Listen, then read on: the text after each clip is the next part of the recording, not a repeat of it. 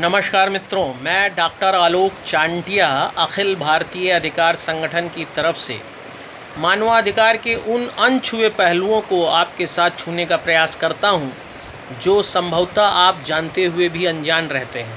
वैसे तो इस देश में भेड़ चाल की तरह मानवाधिकार का मतलब सिर्फ रोटी कपड़ा और मकान तक ही सीमित कर दिया गया है। न्यूनतम आवश्यकताएं पूर्ण कर दी गई, बताया गया मानवाधिकार पूर्ण है।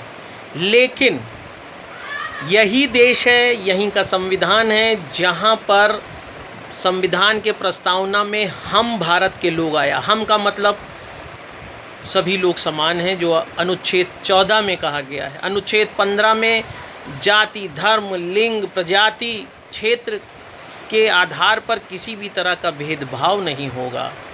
और अनुच्छेद 21 में जीवन जीने का अधिकार, गरिमापूर्ण अधिकार, स्वस्थ जीवन का अधिकार सब कुछ सम्मिलित है। ऐसे में जिस देश के साहित्य में, दर्शन में यह कहा गया है कि परहित सरसि धर्म नहीं भाई, जहाँ पर परोपकाराय धर्म इदम शरीरम की बात की गई है, क्या उस देश में आपने जियो और जीने दो के दर्शन के साथ कभी मानवाधिकार का अनुभव किया?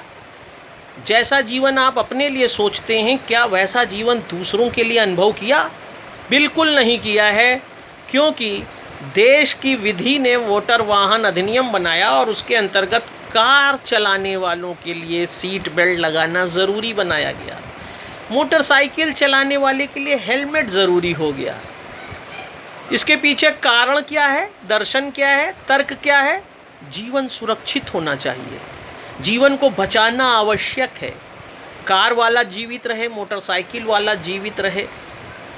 लेकिन ट्रक वाले ने क्या गुनाह किया है, बस वाले ने क्या गुनाह किया है, टेम्पो ऑटो वाले ने क्या गुनाह किया है, मेटाडोर वाले ने क्या गुनाह किया है?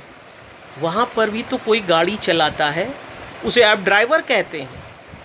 केवल उसका गुनाह यही है कि वह गाड़ी चलाता है और ड्राइवर कहलाता है। इसलिए बस के ड्राइवर के लिए सीट बेल्ट की कोई ज़रूरत नहीं, ट्रक ड्राइवर के लिए सीट बेल्ट की कोई ज़रूरत नहीं, टेम्पो ड्राइवर के लिए सीट बेल्ट की कोई ज़रूरत नहीं, ऑटो ड्राइवर के लिए कोई बेल्ट की ज़रूरत नहीं, और मेटाडोर ड्राइवर के लिए भी कोई ज़रूरत नहीं। क्या वह मनुष्य नहीं है? क्या वह कार चलाने वाले लोगों से कम स्तर के मानव हैं, या भारतीय संविधान पूरा उन पर लागू नहीं है? क्या वे लोग असंवैधानिक व्यक्ति हैं, दोयम दर्जे के नागरिक हैं? यदि ऐसा नहीं है तो भारत के सभी गाड़ी बनाने वाली कंपनियों को यह निर्देश क्यों नहीं है कि मानवाधिकार सभी के लिए एक जैसा है? भारत के संविधान का अनुच्छेद 14, 15 सभी के लिए एक जैसा है। इसलिए जितनी भी गाड़ियां बनेंगी, वो चाहे ऑटो हो, चाहे टेम्पो हो, चाहे मेटाडोर हो, चाहे बस हो, चाहे ट्रक हो, उसमें ड्राइवर के लिए सीट बेल्ट होना अनिवार्य है और उन्हें सीट बेल्ट लगाना अनिवार्य बनाया भी जाए।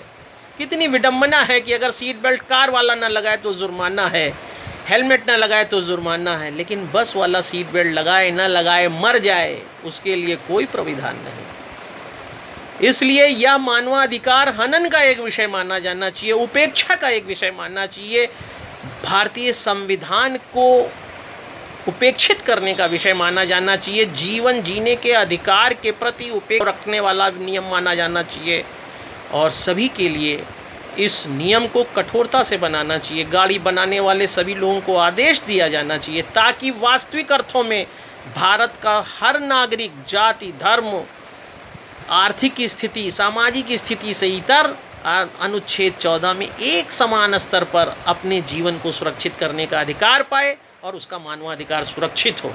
यदि आपको यह बात मानवाधिकार के पक्ष में सही लगती है और ऐसा लगता है कि हाँ, truck driver, bus driver, auto tempo driver का भी मानवाधिकार है, वह भी हमारी तरह मानव हैं, तो इस बात को दूर तक ले जाएं, ताकि संवेदनाओं के धरातल पे, कानून की धरातल पे, संविधान की धरातल पर यह नियम जल्दी से जल्दी पारित हो और देश में समानता का वास्तविक बीजारोपण हो।